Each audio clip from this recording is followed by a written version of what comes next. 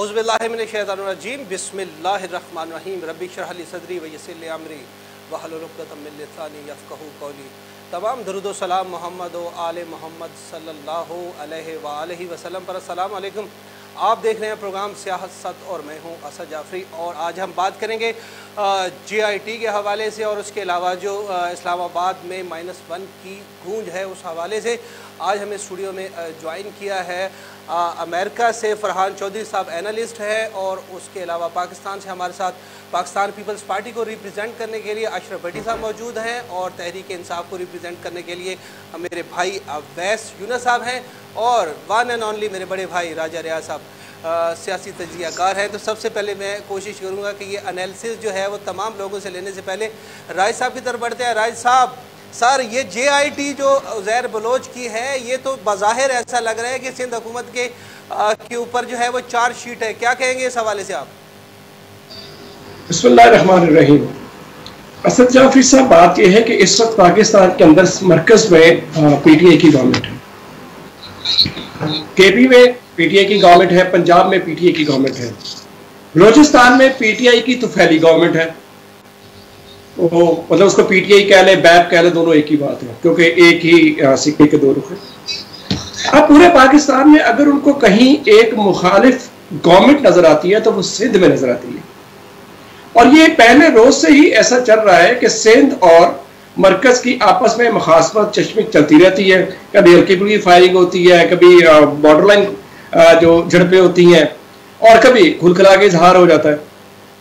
अब 2 से 2 साल होने वाले हैं इस गवर्नमेंट को, और जब से पैंडेमिक आया है उस वक्त से एक हमारे पूरा एक सिस्टम है हमारा, और इसमें हमें किसी भी गवर्नमेंट को ब्लेम नहीं करना चाहिए, ना इसमें सिंध गवर्नमेंट, ना मरकज, ना पंजाब, किसी का कसूर नहीं है। We are not prepared for such large एक डिजास्टर।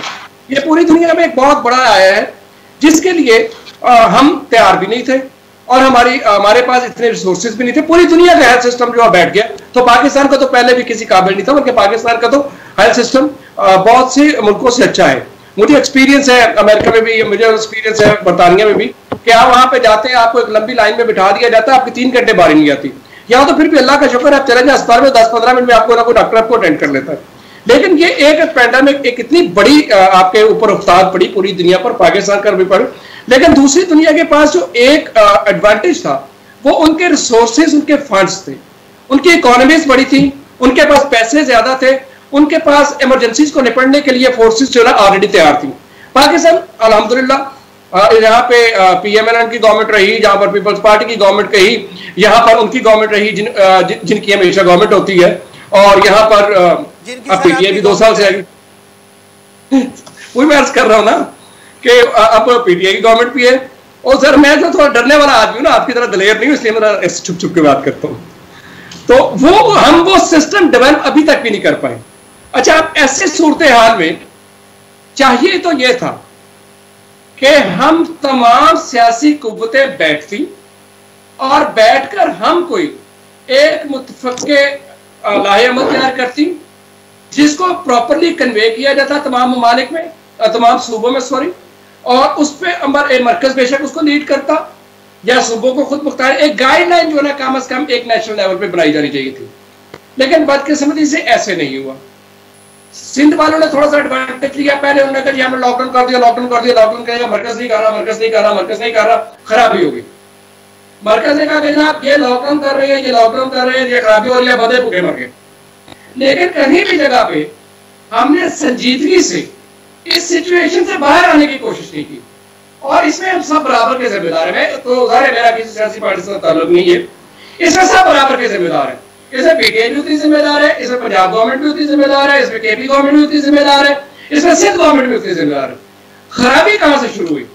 खराबी यहां से शुरू हुई जब इस सिचुएशन को, इस खराबी को मान लेने के बजाय, ये तस्लीम कर लेने के बजाय कि हमारा इंफ्रास्ट्रक्चर इतना मजबूत नहीं है, हमारा हेल्थ सिस्टम इतना मजबूत नहीं है, हमारे पास रिसोर्सेज इतने ज्यादा नहीं है, हमारे बजट के अंदर इतनी कैपेसिटी नहीं है, हमारे अदारे इतने वेल इक्विप्ड नहीं है, हमने उसको ब्लेम गेम के तौर पर इस्तेमाल करना शुरू कर दिया।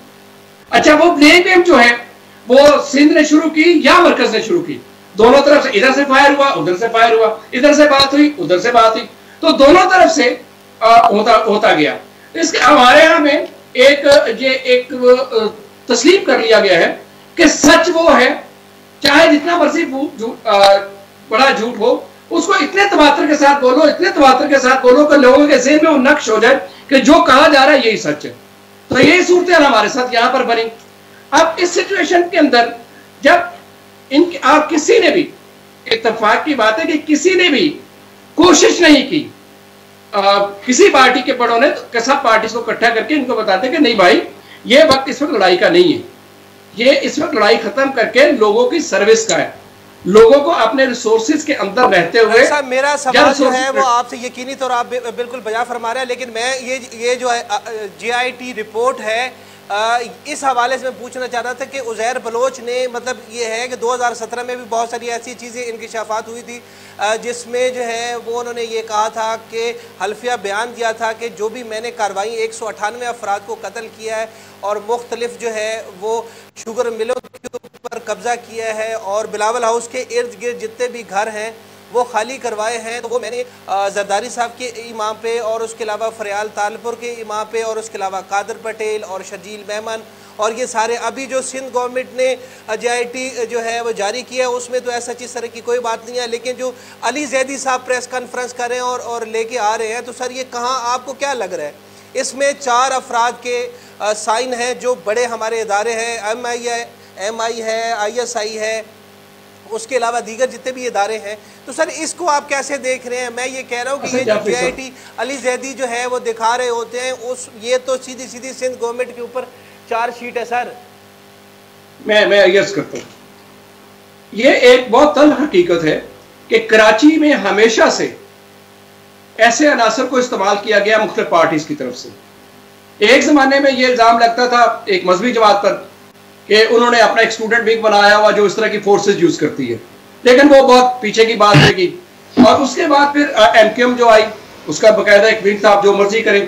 अच्छा, उसको काउंटर करने के लिए अगर आप कहें कि बाकी सारी सियासी जमातें बिल्कुल हज करके आई हुई थी, बड़ी नेक थी, उन्होंने कुछ नहीं किया, तो ये बिल्कुल गलत बात होगी। उसको काउंटर करने के लिए हर जमात के अंदर ऐसे अनासर मौजूद थे, बराह रास्त वो पार्टी का हिस्सा नहीं भी थे, तो उनको पार्टीज के बड़े बड़े रहनुमाओं की आशीर्वाद जरूर हासिल रही थी।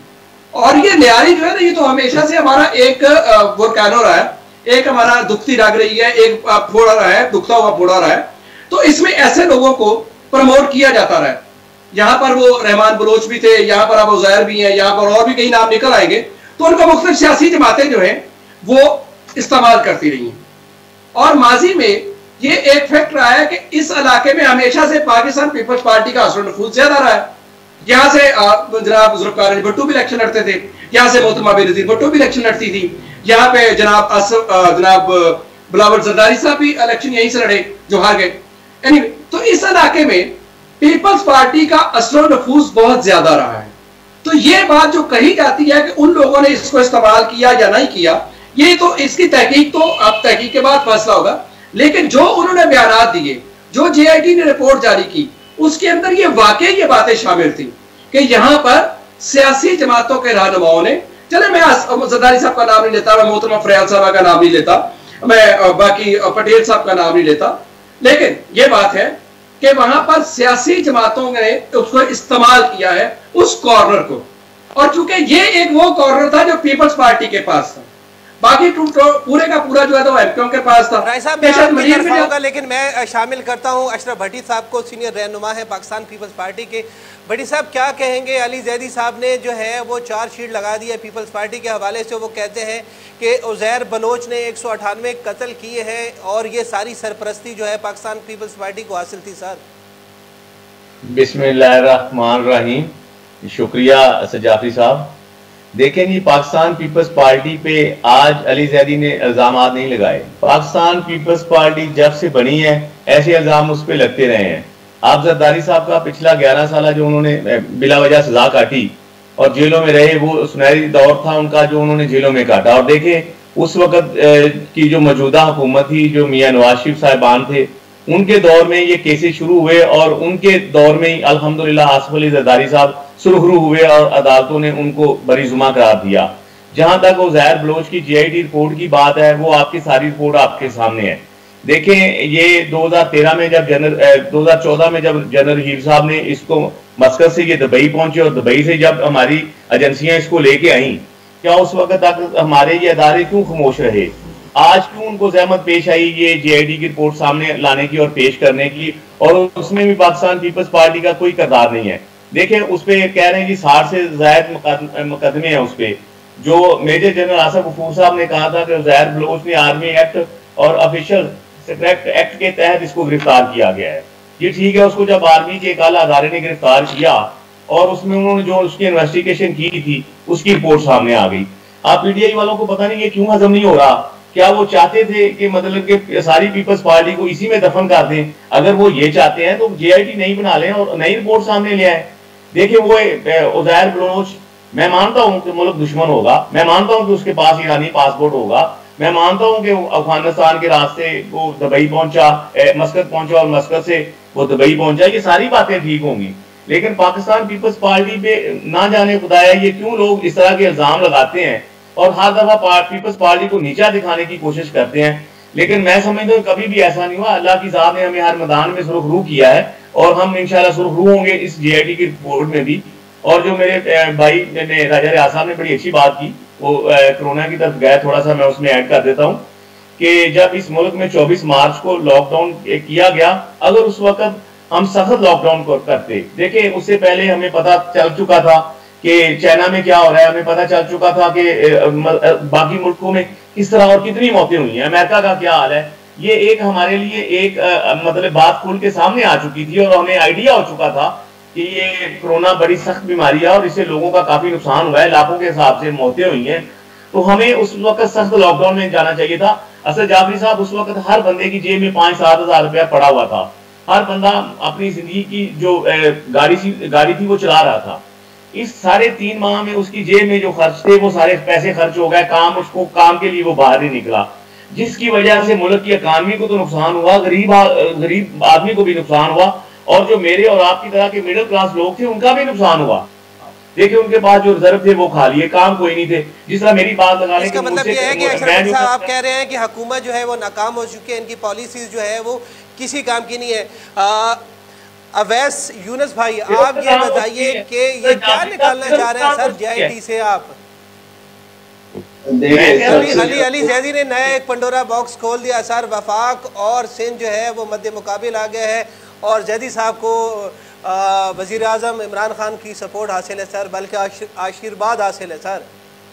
अच्छा, सबसे पहले तो मैं असद जाफरी साहब आपके इस पॉइंट JIT के पॉइंट पे आने से पहले जो राजा रियाज साहब ने भी और हमारे पीपल्स पार्टी के साथी ने भी पॉइंट उठाया इस पेंडेमिक का, हमारे साथ इंडिया भी है जिसने एक बड़ा सख्त लॉकडाउन किया था। उसने प्राइम मिनिस्टर मोदी ने 4 घंटे के नोटिस में लॉकडाउन किया था। लॉकडाउन 1, लॉकडाउन 2, लॉकडाउन 3, इवेंचुअली आके उन्होंने अपने लॉकडाउन को ईज डाउन किया 3 महीने बाद। और आज इंडिया का जो अनएम्प्लॉयमेंट रेट है 26% से ज्यादा है और आज के अगर आप स्टेटिस्टिक्स देखें तो इंडिया में 21,000 लोगों की डेथ हो गई है। फरहान चौधरी साहब बैठे हैं, ये आपको जो USA की सिचुएशन है वो ज्यादा बेहतर बता सकते हैं कि अमेरिका में क्या सिचुएशन चल रही है। तो पाकिस्तान में अल्हम्दुलिल्लाह सारे सूबों की कोऑर्डिनेशन के साथ रोजाना कोऑर्डिनेशन कमेटी की मीटिंग होती है जिसमें पीपल्स पार्टी, जिसमें KP, जिसमें बलोच और पंजाब चारों गवर्नमेंट्स होती हैं जो कोऑर्डिनेशन करती हैं और मुख्तलिफ चीजों के ऊपर के कौन से डिपार्टमेंट को ओपन अप करना चाहिए उसको ओपन अप करते हैं। अच्छा, अब आ जाए यहाँ पे JIT रिपोर्ट के ऊपर। देखिए, आपको थोड़ी सी अगर आप हिस्ट्री में जाए, 2017 में 20 MPs PTI ने शो कॉज नोटिस दिया अपने MPs को कि उन्होंने सेनेट में इलेक्शन भेजा है। आज से 2 महीने पहले तक लोग ये कहते थे कि जो शुगर इंक्वायरी रिपोर्ट है वो पब्लिक ही नहीं होगी, वो हो ही नहीं सकती क्योंकि बड़ा नाम था जहांगीर तरीन और बाकी लोग बड़े नाम थे हमारी पार्टी में, तो लोग कहते थे नहीं वो पब्लिक ही नहीं होगी, वो पब्लिक हो गई। आप अशरफ जो हमारे अशरफ भट्टी साहब है इनसे पूछें, 5 साल पहले की ये JIT रिपोर्ट है, 5 साल इनको कहां लग गए कि उस रिपोर्ट को निकाला ही नहीं, रिलीज ही नहीं किया। आज भी अगर ये अली जैदी और ये प्रेशर ना डालते तो ये तो अगले 5 साल और जो रिपोर्ट निकालते। 5 साल से रिपोर्ट को छुपा के रखा हुआ है। वो उज़ैर बलोच उनके लिए वैसे ही है जैसे सोनत मिर्जा अल्ताफ हुसैन के लिए था। वो भी उनका स्कोर भी बराबर ही है उज़ैर और सौलत मिर्जा का, दोनों ने भी 200 के करीबी मर्डर किए हुए हैं, लेकिन 5 साल तक इन्होंने छुपाए रखा। 5 साल तक इन्होंने उस रिपोर्ट को रिलीज ही नहीं किया। आज इनको प्रेशर पे रिपोर्ट रिलीज करनी पड़ी है तो कभी कहते हैं कि रिपोर्ट पूरी है, कभी आधी है, कभी कहते हैं कि हमारा कोई ताल्लुक ही नहीं है उज़ैर बलोच के साथ। तो सबसे पहले तो आप असद जाफरी साहब, आप अशरफ भट्टी साहब से क्लियर कर लें कि आपकी लीडरशिप का कोई उज़ैर बलोच के साथ ताल्लुक है या नहीं है। असद जाफरी साहब, मेरे भाई ने बड़ी अच्छी बात की है। देखें, हम इस बात को डिनाई कर चुके हैं कि पाकिस्तान पीपल्स पार्टी का उज़ैर बलोच के साथ क्यों कोई तलक वास्ता नहीं है। देखें, ये मेरे भाई ने भी बड़ी अच्छी बात की है अवैस यूनुस साहब ने जी, 5 साल के बाद ये रिपोर्ट आई है, क्यों निकालेगी। लेकिन मैं पूछता हूँ आज इसकी जरूरत क्यों पेश आई? इस हुकूमत को 2 साल हो चुके हैं, क्या इसने पहले इस बात पे कभी इस पे डिबेट हुई है? क्या किसी ने इससे पहले इस पे बात की है? ये सिर्फ और सिर्फ मुल्क की सियासत को डामाडोल करने के लिए और अपनी जो नाकामी है उससे लोगों की तवज्जो उठाने के लिए कभी कोई इशू ले आते हैं, कभी कोई इशू ले आते हैं। मेरे भाई, इस तरह नहीं बात चलेगी। अभी आपके वजीर आजम कह रहे हैं कि यहाँ -1 की तरफ जा रहे हैं। जो ताकतें आपको लेके आई थी, अब वो ताकतें भी परेशान है और वो ताकतें भी घबरा रही हैं। इमरान साहब कह रहे हैं ना घबराना नहीं, अब घबराने का वक्त आ चुका है और इमरान खान साहब खुद ही घबरा रहे हैं। और इसमें कोई चुकी चुकी बात नहीं है अवैस यूनुस साहब कि आपको कौन लोग लेके आए हैं। आपको बूटों वाली सरकार लेके आई है और वही अब आपसे तंग है। और देखें, अभी आप अपनी उसमें फवाद चौधरी के बयान देख लें और बाकी अपनी पार्टी के दूसरे लोगों के बयान देख लें। हम तो चाहते हैं कि आप मतलब जिस तरह मुल्क का खाना खराब करने पे तुले हुए हैं, ताकि जिन लोगों ने आपको वोट दिए कम से कम उनको तो एहसास हो ना कि हमने गलती की है। और आने अभी जो आप सोच रहे हैं कि अगला दौर भी हमारा है, हम कहते हैं कि इस दौर को तो खुदा के लिए बेहतर करो। गरीब आदमी भूखा मर रहा है, सड़कों पे डॉक्टर हैं, सड़कों पे नर्सें हैं, सड़कों पे एमडी हैं, सड़कों पे किसान हैं, सड़कों पे मजदूर हैं। आप किस तरह की हुकूमत लेके आए हैं? आपको वो धरना याद है जो कादरी साहब का धरना था? आपको गाने बजाने के लिए उसको उसमें शाम को आते थे और गा बजा के चले जाते थे। वहां पे आपने बड़े दावे किए थे कि 100 दिन में हम ये कर देंगे, 100 दिन में हम वो कर देंगे। सियासत कोई बच्चों का खेल नहीं है। सियासतदानों का काम है। आप अपनी सियासत में मैच्योर नहीं है। आप दूसरे को भी बोल देते हैं। मैं तो यही कह रहा हूँ, बच्चे हैं अभी तो आपको। जी अवैस साहब मैं आपकी तरफ आता हूँ। मैं जरा फरहान साहब को शामिल कर लूँ। फरहान साहब, अशरफ भट्टी साहब कह रहे हैं कि हुकूमत ने जो है वो बेड़ा गर्क कर दिया है। आप अमेरिका में बैठे हुए हैं और पाकिस्तान की सूरत हाल को आप कैसे देख रहे हैं? पाकिस्तान की जी इस वक्त आप देख लें कि जो वर्ल्ड की सुपर पावर्स भी जो है वो due to this pandemic of corona तो they are facing very hard time, इसमें कोई शक नहीं है। और पाकिस्तान में अनफॉर्चुनेटली ये हो रहा है कि कुछ पार्टियां कह लें कि पॉलिटिकल पॉइंट स्कोरिंग के लिए वो एक दूसरे की टांगें खींच रही हैं। और असल में एक और चीज बीइंग इम्पार्शियल, अभी एक चीज ये देखी गई है कि जिस तरह पिछली गवर्नमेंट के अंदर मिसाके जमहूरियत हुआ था और पीपीपी नून लीग के खिलाफ नहीं थी बोलती, वो दूसरी पार्टी के खिलाफ नहीं थी बोलती, इवन हमारी इस्लामिक पार्टी भी साथ में थी। शुरू कर दी थी फरहान भाई, 1.5 साल के बाद हमारी पट्टी शुरू कर दी थी। अभी ये तो जैसे बल्कि वो क्रिकेट में हुआ करता था ना कि वर्ल्ड 11 एक मुल्क वो उसके खिलाफ वो सारे मुल्क कि वो 11 खिलाड़ी इकट्ठे हुए थे। तो भी बिल्कुल ये इस तरह की फीलिंग लग रही है इधर अमेरिका में कि जिस तरह सारी की सारी जितनी भी पॉलिटिकल पार्टीज हैं वो इमरान खान के पीछे पड़ी हुई है और इमरान खान को -1 की कोशिश कर रही हैं। मगर इमरान खान को अभी ओवरवेलमिंग सपोर्ट पाकिस्तानी में भी है कि बात है अकाउंटेबिलिटी की। और इमरान के जो वर्स्ट भी जो दुश्मन है वो इस चीज के ऊपर उनकी दो राय नहीं है कि इमरान ईमानदार नहीं है। वो everyone has unanimous consent कि he is the honest person। ईमानदारी को आपने क्या लेना है सर, अगर आपका निजाम जो है वो आप कर पाए सर? नहीं, निजाम असल में ये है कि he has very thin majority और he is facing very hard time। अभी देख लें कि कोई लेजिस्लेशन करने के लिए भी 2/3 मेजॉरिटी चाहिए होती है जो उसके पास नहीं है। सेनेट के अंदर अभी भी नून लीग की मेजॉरिटी है। और फिर भी अभी ये जो आपने जिक्र किया है कि जो JIT रिपोर्ट है, JIT रिपोर्ट भी जो इमरान खान ने वादा किया था अवाम के साथ उसका एक हिस्सा है कि he will bring the culprit to the, उनकी वो सारी आउट करेंगे कि जो भी उन्होंने किया हुआ है। इसी तरह हुआ है कि जैसे पीएई की जाली डिग्री होल्डर्स जो सारे पिछली हुकूमतों में भर्ती किए गए थे नेपोटिज्म तो के बेस के ऊपर आप कह रहे हैं कि पाकिस्तान में जो है आप वहाँ अमेरिका में बैठ के देख रहे हैं कि सर पाकिस्तान में दूध की नहरें बह रही हैं सर, लोगों को वो नौकरियां मिल गई हैं सर, लोग खुशहाल हो गए हैं। वर्ल्ड ओवर इज क्या लग रहा है? नहीं, अभी मुझे पता है कि Pakistan is facing dire situation जिस तरह बाकी भी दुनिया के मुल्कों में हो रहा है। और इस वक्त अब ट्रम्प साहब ने $6 बिलियन के बजट दिए हैं, ये लोगों के रिलीफ के लिए रिलीज किए हैं, और लोगों को घर बैठे पैसे मिल रहे हैं। मगर पाकिस्तान की economy it is such a small economy $70 billion की, they cannot sustain that, they cannot do that. और ऊपर से ये है जो पिछली 10 सालों के अंदर पाकिस्तान की हुकूमतों ने they have taken record budgets, और $95 बिलियन का बजट वो लोग छोड़ के गए थे। जो जब पीछे वो मेरे ख्याल में जब Musharraf when he left the government तो इट वाज $35 बिलियन। आप खुद देख लेंगे पाकिस्तान के हिस्टोरिकल लोन किस तरह बढ़े हैं। तो ये जो एक्सपेंसेस और जो कह लें कि जो इनकम है उसका तवाज़न पाकिस्तान के अंदर बिल्कुल बिगड़ चुका है। तो इस सूरत हाल के अंदर ये एक्सपेक्ट करना, money has to come from somewhere. तो अभी पाकिस्तान की जो इकोनॉमिकल सिचुएशन है वो भी इस चीज को सस्टेन नहीं कर सकती। और अभी ये जैसे देखेंगे जिस तरह साहब आपने तो अपने कायद को बहुत धोखा दे दिया ना पीटीआई को, उनका तो बहुत ज्यादा बैंक था पैट्रियट्स को बाहर से पैसे भेजेंगे, पाकिस्तानी अमी को मदद करेंगे। आपने सबने हाथ खड़े कर लिए कि भाई हमारे पास कुछ नहीं है। नहीं, अभी भी आप देखें अभी भी बहुत रेमिटेंसेस हो रही हैं, मगर ड्यू टू जो सिचुएशन है world from the middle east और the Arab countries, not from Europe और अदर कंट्रीज। नहीं, हमेशा historically remittances more than 50% they come from gulf countries, oil rich. But now this is above 80%।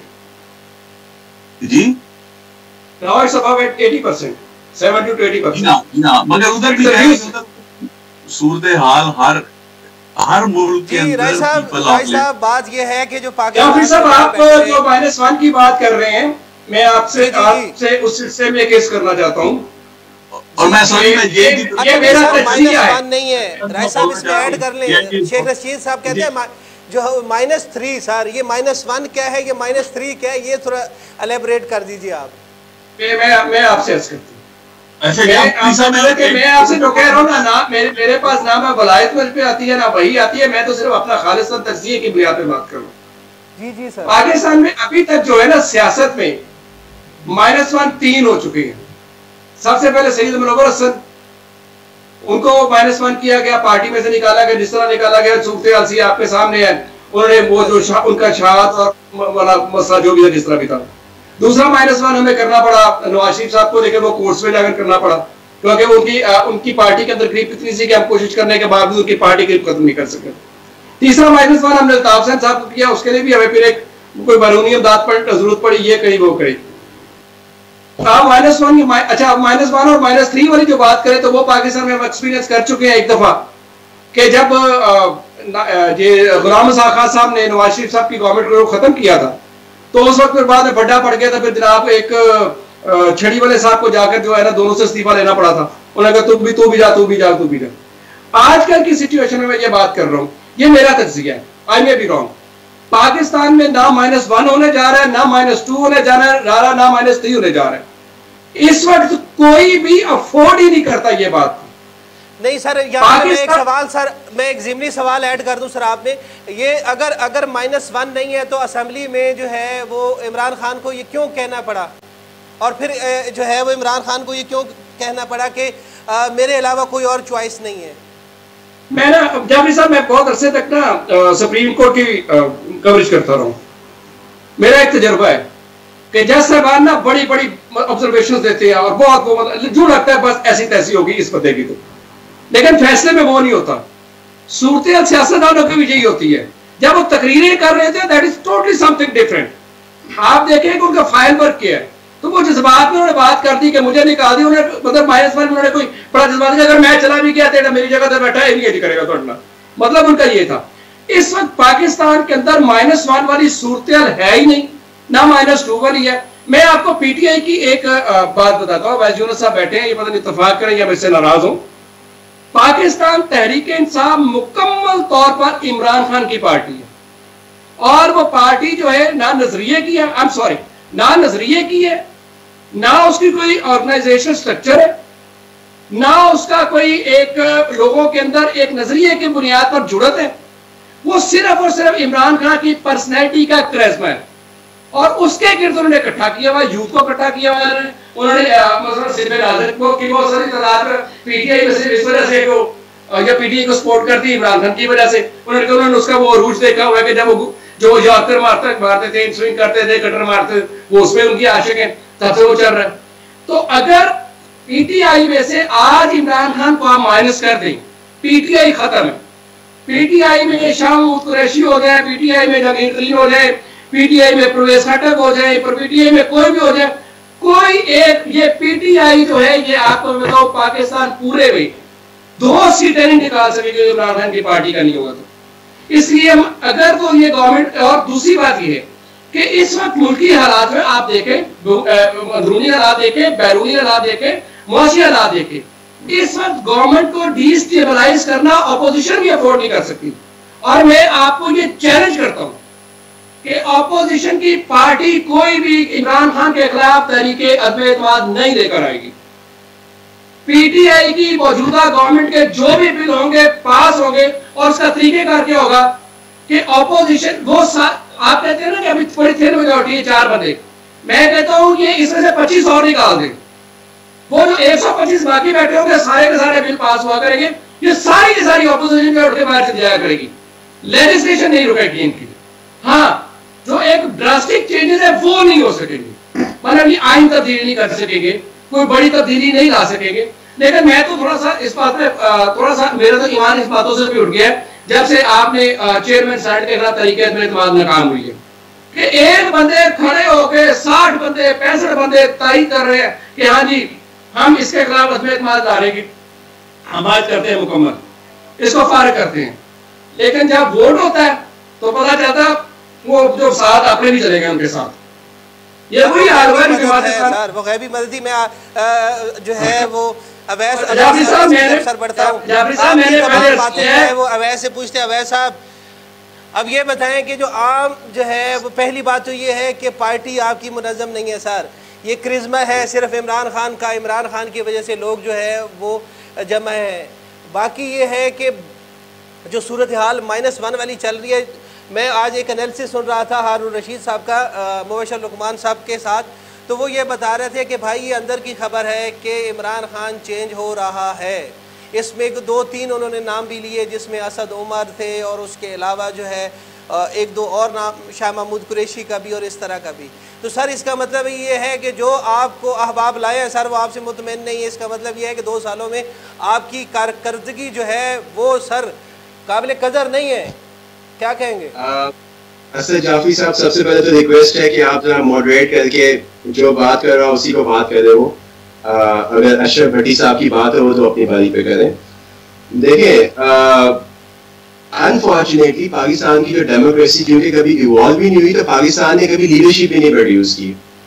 आज से 5 साल पहले अगर लोग -1 की बात करते थे तो लोगों को अल्टरनेट इमरान खान नजर आता था। आज अगर -1 की बात करें तो लोग सोच में पड़ जाते हैं कि अल्टरनेट कौन है किसी भी पार्टी में। अल्टरनेट क्या जरदारी साहब या उनकी फैमिली है या नवाज शरीफ साहब है या उनकी फैमिली है। दूसरा मुझे ये बताएं -1 किस बात पे आप कहना चाह रहे हो? 2018 में $20 अरब का खसारा छोड़ के गई थी नवाज शरीफ की गवर्नमेंट। आप मुझे कहें कि यार आप लोगों ने तो परफॉर्म ही नहीं किया था। $20 अरब को खसारे को आप देंगे $50 अरब पे, तो मैं आपके साथ एग्री करूं। लेकिन उसी खसारे को $20 अरब के कम करके ले $3 अरब पे, अगले साल तक वही आपका सरप्लस में चला जाएगा होपफुली, जिसकी वजह से आपका डॉलर भी नीचे आएगा। ओवरऑल आपकी पेट्रोल की जो महंगाई है उसमें कमी होगी। जो फाइनेंशियल इरेगुलरिटीज थी जो आपके डिपार्टमेंट्स के अंदर थी वो 15 ट्रिलियन की थी आज से 2 साल पहले। आप ऑडिटर जनरल की आप रिपोर्ट देखें तो वो कहाँ पे आ गई है? 270 अरब पे। पाकिस्तान की जो इमेज थी 2018 से पहले क्या थी, ये आपको फरहान चौधरी साहब वाशिंगटन में बैठे हैं ये बेहतर बता सकते हैं। और आज पाकिस्तान की इमेज क्या है? वो भी टाइम था सर जाफरी साहब पाकिस्तान का कि यहाँ पे एक रेमंड डेविस आया था, पाकिस्तानियों को मार के बाहर चला गया, उसने बुक लिखी कि पाकिस्तानी जो है अपना जमीर बेच देते हैं, आप जिसको मर्जी जाके मार डालो, कुछ पैसों के ओवर जो है वो आपको माफ कर देते हैं। ये अशरफ भट्टी साहब के जो जरदारी साहब थे उनका दौर था। तो आपको या तो मुल्क मिला हो ना 2018 में, जिसमें आपको 2018 में भी ऐसा मुल्क मिला हो जिसमें आपके पास डॉलर का सरप्लस हो, आपके रिजर्व भी $100 बिलियन डॉलर्स के ऊपर हो, तब तो आप काउंट कर सकते हैं। लेकिन अगर आपने आज देखना है तो आप कंपेयर करें 2 साल पहले क्या पोजीशन थी पाकिस्तान की और आज क्या पोजीशन है। और इमरान खान अगले 1 साल तक आपका जब डॉलर सरप्लस में आ जाएगा, आपकी जो फाइनेंशियल मैनेजमेंट बेहतर हो जाएगी। अवैस भाई मैं आपको इंटरप्ट कर रहा हूँ, सॉरी, आपकी ये जो गुफ्तगू है ना सर इंतहाई पढ़ी लिखी है, लेकिन ये आवाम के लिए नहीं है सर। मसला ये है, आप मुझे बताएं कि चीनी का इशू हुआ सर, 45, 48, 50 रुपए हद होनी चाहिए थी, अभी 90 रुपए में बिक रही है सर। क्या हुआ? आटा जो है वो 860 मुकर्रर किया सर, क्या हुआ? जो है वो तकरीबन जो है 1050 रुपए में बिक रहा है सर। पेट्रोल आपने सस्ता किया, पेट्रोल जब सस्ता किया तो मिल नहीं रहा था सर, फिर रातों रात जो है वो 25 रुपए बढ़ा दिया सर। आम आवाम की बात करें सर, आम आवाम को क्या रिलीफ मिला सर, उस हवाले से बताइए सर। जाफरी साहब, यही बात आम आवाम को समझानी है कि डॉलर जब आपका 20 अरब डॉलर का खसारा होगा तो आप डॉलर पे कंट्रोल नहीं कर पाएंगे। वो डॉलर 130 से जाएगा 160-70 रुपए। यही बात आम आवाम को समझानी है कि जब आपके मुल्क में इंपोर्ट 60 अरब डॉलर पे हो। अवैस भाई आपकी गुफ्तगू जो है वो यकीनी तौर पे जो है वो आम आवाम की समझ में आने वाली नहीं है। मैं फरहान साहब की तरफ बढ़ता हूँ। फरहान साहब, आवाज आ रही है? मैं अपना पॉइंट फरहान साहब आप बताइए सर, यहाँ पे लोग चीनी के जो है वो चीनी उनको नहीं मिल रही थी, चीनी माफिया जो है वो यहाँ पे मौजूद था। उसके बाद आटे का बहरान हो गया, अब आटा जो है वो इस कदर महंगा हो गया कि रसाई नहीं हो पा रही। उसके बाद पेट्रोल हुकूमत ने सस्ता किया, पेट्रोल जो है वो साशे में भी नहीं मिल रहा था, उसके बाद रातों रात 25 रुपए बढ़ा दिए सर, अब अल्हम्दुलिल्लाह पेट्रोल मिल रहा है सर। इसमें असद भाई इसमें ऐसा है कि शुगर चीनी पहले भी पिछली हुकूमतों के दौर में 115 के ऊपर गई थी, और पेट्रोल की प्राइस पे आप देखें कि माफियाज पाकिस्तान में कितने ये अपना इकट्ठे हुए हैं, मुनज़्ज़म है कि इन सब ने जब इमरान खान डिक्लेयर करता है कि पेट्रोल की प्राइस कम करनी है तो ये सारे पेट्रोल देना बंद कर देते हैं। और उसके अलावा आप शुगर माफिया पे देखें कि शुगर माफिया के ऊपर सब्सिडीज ये पिछली हुकूमतों में भी दी जाती रही है। पिछली हुकूमत में 17 अरब की दी गई थी, जबकि इमरान खान ने 3.5 अरब की दी थी। मगर इमरान खान को इस चीज का क्रेडिट हमें जरूर देना चाहिए कि इमरान खान ने इस माफिया के ऊपर एक्शन लिया, he made the report public, और उसके अंदर उसका बड़ा क्लोज फ्रेंड वो भी उसके अंदर इन्वॉल्व था और उसे भी उसने सामने लेके आया। तो आप सबको मेरा मतलब है उसका दूध पानी का पानी हो चुका है, और उसके एक्शन ये लिया गया है कि अब शुगर की पाकिस्तान के अंदर 78 फैमिलीज हैं who own sugar mills Pakistan में, और इनमें सब ये सारे लोग जो है वो काबीना में बैठे हुए। अशरफ भट्टी साहब, सर जी क्या कहेंगे? उसकी वजह यह है कि मैं तो हूँ, मैं ये समझता हूँ, मैं आवाम की बात करूंगा। आवाम जो है सर पिस चुके हैं, आवाम परेशान है सर। इसमें जी जब आप पाकिस्तानी डॉलर का ग्राफ देखें, पाकिस्तान में महंगाई का ग्राफ देखें, साहब ये हमने करनी है, मैंने करनी है, या वजीर आज़म पाकिस्तान ने करनी है, पॉलिसीज उन्होंने देनी है। आप खुद ही कह रहे हैं कि माफियाज के सामने जो है उन्होंने घुटने टेक लिया, माफियाज उनके कंट्रोल में है। कंट्रोल ये नहीं है सर, मुझे बताएं हम आम आवाम जाके क्या जो है वो पेट्रोल माफिया चीनी माफिया के साथ लड़ेगी सर?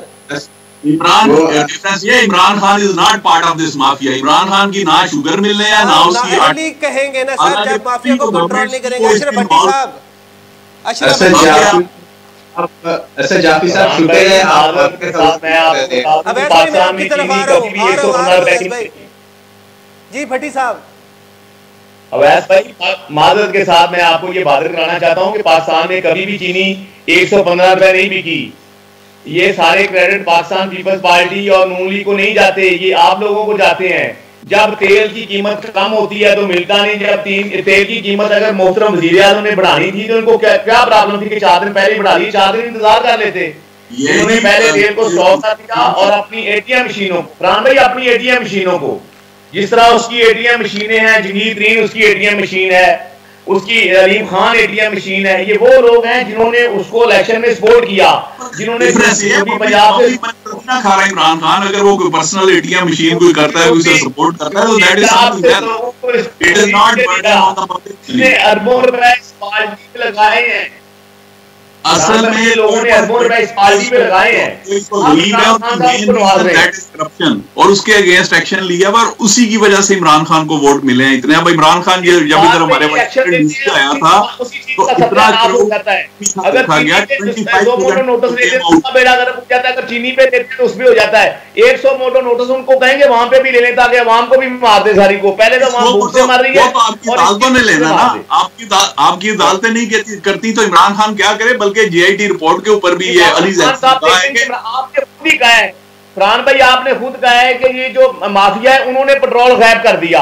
देखिए इस पे आपने 100 मोटो नोटिस लेना है, आपकी इंतजामिया ने, आपने देखना है कि इसमें किसी अपोजिशन ने आके देखना है कि वो कौन लोग हैं जिन्होंने पेट्रोल को गायब। वो लेना है अदालतों ने, और अदालतों का हाल वो सबको बताइए क्या हुआ पाकिस्तानी, किस तरह इन्हें वो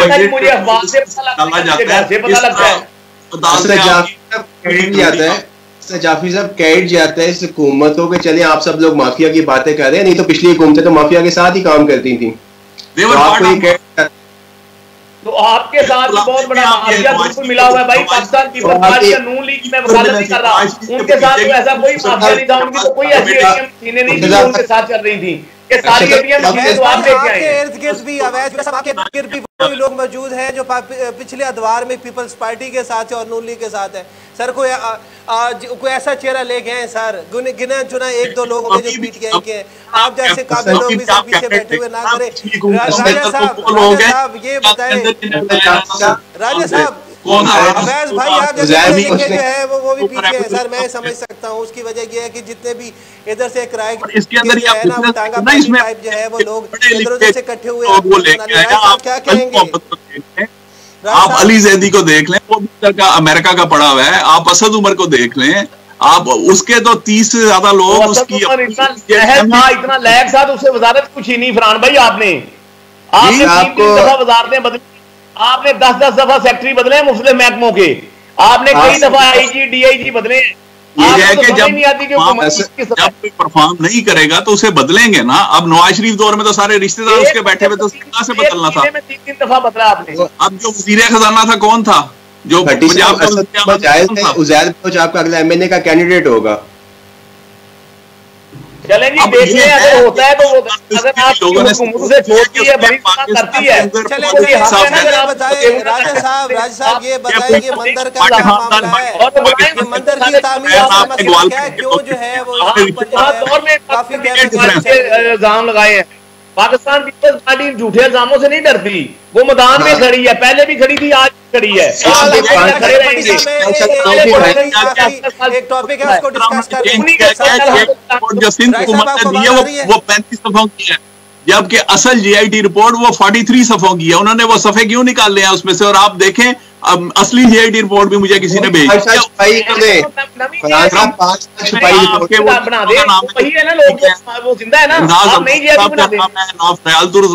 साहिबा का नाम है, तो आप दूसरी ओरिजिनल जीआईटी रिपोर्ट देखें, उसके अंदर वो तो सलीमा खान साहबा को और बाकी 2-4 लोग आप इकट्ठे करके अपने बना लें और जीआईटी तरतीब दे लें और उनसे अपनी मर्जी की रिपोर्ट ले लें।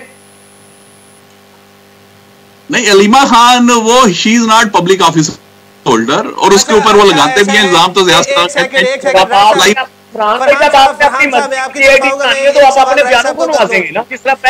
ये मंदिर का जरा है वो घंटा बजा दे, असद जाफरी की तरफ आ जाए। मंदिर का घंटा बजा दे कि मंदिर की तामीर हो रही है इस्लामाबाद में, इसके ऊपर काफी ज्यादा जो है हल्ला गुल्ला हो रहा है। सर ये क्या स्टोरी है? इसी मंदिर जो है ये नवाज शरीफ साहब ने मेरा शुरू किया था इसकी प्रोसेसिंग। 3 साल लगे इसको स्टेज पर आते हुए। इसके 2016 में उन्होंने इसको इनिशिएट किया था, 17 में आके उन्होंने जमीन अलॉट की थी, 19 में उनको कागजात वगैरह ट्रांसफर किए थे। और मतलब उस पर ये है, चूंकि ये एक ज्यादा मजहबी मामला, जाफरी साहब आपको पता है कि मैं मजहबी मामला से डरने वाला आदमी हूँ, मैं ज्यादा गुफ्तगू नहीं करता क्योंकि उस पर फिर उलमा बेहतर जानते के बनते हैं। लेकिन ये इतना मुझे पता है कि ये इनिशिएट जो है वो नवाज शरीफ साहब के दौर में हुआ था उस वक्त वहां पे जो अकलियती मेंबरान थे उन्होंने नवाज शरीफ साहब से कहा था कि हमें इस्लामाबाद के अंदर इबादत के लिए जगह चाहिए, जिस पर एक असेंबली बनी, बोला सारा चला, उसके बाद उसकी अप्रूवल भी नवाज शरीफ साहब ने दी थी और वो जमीन भी अलॉट जो है ना वो नवाज शरीफ साहब ने की थी, ये मुझे पता है। अब उसको बनना चाहिए नहीं बनना चाहिए, इसमें मेरे पीटीआई की गवर्नमेंट जो है वो 12 करोड़ की ग्रांट दे रही है सर।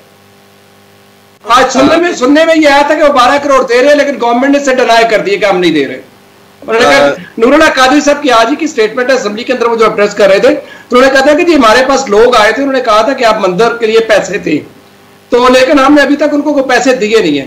लेकिन जाफरी साहब आई एम सॉरी, मैं मजहब के ऊपर ना थोड़ा अवॉइड करता हूँ, क्योंकि फिर आपको पता है कि मैं वो आप उससे ज्यादा मजहब से बड़ा प्रेज करते हैं।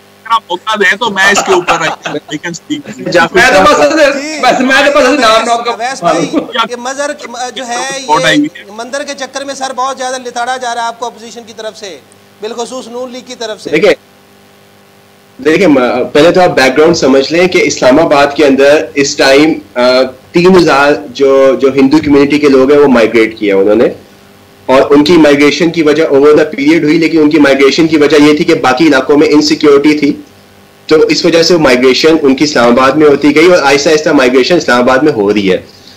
अब उन्होंने अपने जितने रिचुअल्स परफॉर्म करने होते थे वो या मरने या जीने के, वो रिचुअल्स परफॉर्म करने के लिए उनके पास कोई जगह नहीं थी, तो ह्यूमन राइट्स कमीशन के जरिए उन्होंने अप्रोच किया पिछली गवर्नमेंट को, जिसके ऊपर एक 4 कनाल का जो प्लॉट है उसकी अलॉटमेंट हुई, और उसी 4 प्लॉट के अलॉटमेंट के ऊपर एक पॉसिबली एक कंस्ट्रक्शन होने जा रही है। तो अभी इसमें देखिए जो मलेशिया है ना उसकी 60% मुस्लिम आबादी है, बाकी उनके बुद्धिस्ट है या बाकी उनके हिंदूज हैं, ठीक है। तो एक सोसाइटी का तो एक मुल्क का तो काम है जहां पे अगर किसी रिलीजन के लिए कोई इबादत गाह होने चाहिए जहां पे वो सेपरेटली अपनी रिचुअल्स परफॉर्म कर सके, तो उनको वो जगह एलोकेट की जाए, वो वहां उस जगह पे जाए और अपने रिचुअल्स परफॉर्म करें। तो इसमें मेरा नहीं ख्याल कि कोई इतना बड़ा कोई इशू हमें इसके ऊपर से क्रिएट करना चाहिए। कायदे आज़म ने भी कहा था कि ये इस मुल्क में आप अपना आजाद और अपना रिलीजन उसके राइट्स को एक्सरसाइज कर सकते हैं। सही। अच्छा इसमें भाई साहब ऐसे चौधरी साहब आप चूंकि अमेरिका में हैं तो यकीनी तौर पे अगर देखा जाए तो आप वहाँ पे मुसलमान मिनॉरिटीज में हैं, तो सर वहाँ पे जब आप मस्जिद बनाते हैं तो इस तरह का हंगामा होता है सर वहाँ पे अमेरिकन की तरफ से? इसमें जी you have raised excellent point. इसमें डिफरेंस अब ये है जो पिछली हुकूमत ने किया कि उन्होंने पब्लिक लैंड और which was not part of master plan of Islamabad, 4 kanal land in prime area of Islamabad, ये H9 में मेरा ख्याल है उसमें अलॉट की। अगर इसमें क्वेश्चन ये है कि अगर वो अब इधर भी कोई मस्जिद बनती है अगर मुसलमानों की या किसी और कह लें कि मिनॉरिटी की, वो अपनी जेब से खरीदते हैं, अपनी फंडिंग से खरीदते हैं और बनाते भी अपनी फंडिंग से हैं। और एक तो इसके ऊपर काफी क्वेश्चन रेज हो रहे हैं कि उन्होंने पब्लिक ये कह लें कि पब्लिक लैंड नवाज शरीफ साहब ने जो अलॉट की माइनॉरिटी को, और नंबर 2 ये फिर जो अभी ये फंडिंग के लिए इन्होंने कहा था 10 करोड़ की, और वो फंडिंग अभी मेरे ख्याल में भी अप्रूव नहीं हुई, वो अभी स्टिल इन प्रोसेस है। और तीसरी बात ये है कि कहीं ऐसी अब कहीं इधर मस्जिद बनती है वो उस जगह बनती है जिधर मुसलमानों की पॉकेट्स ज्यादा हैं, जिधर ज्यादा मुस्लिम कम्युनिटी है। अब इस्लामाबाद के अंदर तो 300 खानदान है सिर्फ, और सैदपुर के अंदर वो बिल्कुल इस्लामाबाद की विसिनिटी में उसमें मंदिर ऑलरेडी इट इज देयर, और उसे that could have been upgraded. मैं आपको नहीं फरहान साहब, 3000 लोगों की आबादी है इस्लामाबाद में हिंदुओं की, और हिंदुओं की एक मेजॉरिटी जो है माइग्रेट करी है because of security reason Islamabad में। अब उनको अपने रिचुअल्स परफॉर्म करने होते हैं। फॉर एग्जांपल अगर उनकी कोई डेथ हो जाए तो वो भी उसको जलाते हैं, तो उनके लिए उनको एक ऐसी विसिनिटी चाहिए थी जहां पे ये अपने रिचुअल्स परफॉर्म कर सके। उसके लिए ह्यूमन राइट्स कमीशन के थ्रू उन्होंने पिछली गवर्नमेंट को अप्रोच किया था कि हमें सेपरेट जगह एलोकेट कर दी जाए। ऑब्जेक्शन आ रहा है ना कि why public land is given, why they haven't purchase the land, और ये 4 कनाल की लैंड है इन प्राइम एरिया ऑफ इस्लामाबाद। उसके ऊपर क्वेश्चन आ रहा है। अभी जो खान साहब जो फंडिंग मांग रहे थे उन्होंने, वो भी उसे अलॉट नहीं हुई, that has been retrieved. But Farhan sir, you have spent about 40 billion rupees in Kartarpur in buying land, in developing a Kartarpur उनकी अगर करतारपुर की हिस्ट्री देखें ना तो वो ऑलरेडी उनकी एक मुकद्दस जगह थी सिखों की, वो कहीं नई जमीन उन्होंने अलॉट नहीं की गई। टॉकिंग अबाउट द फंडिंग, मतलब आपने 40 बिलियन से ज्यादा वहां पे खर्च किया। और स्टेट आपने स्टेट ट्रेजरी से खर्च किए। उस पे ये भी है कि वो इट इज आल्सो कह लें कि it was part of foreign policy of Pakistan. नहीं, उसकी वजह ये है कि गवर्नमेंट ने उसके ऊपर पैसे खर्च किया। अशरफ भट्टी साहब 1 मिनट है मेरे पास, आप बताएं सर, ये मंदिर का जो है वो आज का रौला चल रहा है, आप इसको कैसे देख रहे हैं सर? आखिरी 1 मिनट है। साहब के इसी तरह है जिस तरह की आप मैं किसी के मुंह पे तमाचा मारे। जगह बेशक नवाज शरीफ साहब ने अलाट की है और अभी तक उसका नक्शा अप्रूव नहीं हुआ और इस नाहल हुकूमत ने 10 लाख के फंड रिलीज कर दिए हैं। वो तो ये शोर शराबे की वजह से रुके हुए हैं। टोटल 70 लोग 70 खानदान में और उनके लिए बहुत बड़ा मंदिर है। ये कृष्णा मंदिर की जरूरत नहीं थी हुकूमत को बनाने की। ये पता नहीं, मैं समझता हूं कि जिस तरह नवाज शरीफ मोदी का यार था और ये मुल्क का गरदार है, ये वो न्याजी बिलादरान है। कभी ये बांग्लादेश दे देते हैं और कभी ये कश्मीर भेज देते हैं। आप इस्लामाबाद की बात करते हैं, ये मुझे खुदा न खासा मुझे तो इन पे ये शक है कि ये पूरे मुल्क को ये कहीं ना भेज डालें। जो है वो in the interest of the country था, जबकि पिछले हुक्मरान वो अपने पर्सनल इंटरेस्ट के लिए जाते थे, वो बाहर भी जाते थे अपनी पूरी फैमिली के साथ। मैं शुक्रगुजार हूँ अपने तमाम मेहमानों का। हमें अमेरिका से ज्वाइन किया था फरहान चौधरी साहब ने, पाकिस्तान तहरीक इंसाफ की नुमाइंदगी कर रहे थे। अवैस यूनुस साहब और पाकिस्तान पीपल्स पार्टी को रिप्रेजेंट कर रहे थे अशरफ भट्टी साहब, और इन तमाम सूरत हाल के ऊपर पॉलिटिकल एनालिसिस दे रहे थे मेरे बड़े भाई राजा रियाज साहब। इंशाल्लाह कल आपकी खिदमत में हाजिर होंगे एक नए टॉपिक के साथ और नए मेहमानों के साथ। इजाज़त दीजिए, अल्लाह हाफिज़।